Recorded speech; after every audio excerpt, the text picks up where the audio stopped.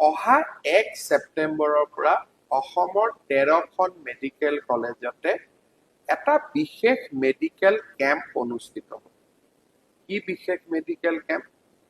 আমাৰ হৃদয় যন্ত্ৰত বা আমাৰ হৃদয়ত যিসকলৰ বিন্ধা আছে, ছেদ আছে, বা আমাৰ শিশুসকলৰ 12 বছৰৰ তলৰ 14 বছৰৰ তলৰ শিশুসকলৰ যাৰ হৃদয় ৰোগত যোনে আক্ৰান্ত হৈ আছে, তেওঁলোকক আমি এই কেম্পবিলাকৰ মাজেদি চিনাক্ত কৰিম। ইয়াক CHD বুলিও কয় মেডিকেল টাৰ্মছত।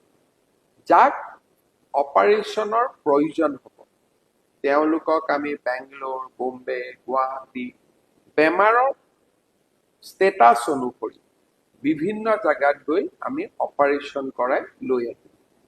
বৰ্তমানলৈকে আমি 11,000 শিশুক অপাৰেশ্যন কৰাইছো। 11,000 শিশু।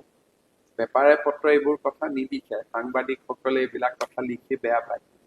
11,000 শিশু অসম চৰকাৰে হৃদয় ৰোগৰ অস্ত্ৰোপচাৰ বিনামূলীয়াকৈ কৰি দিছে।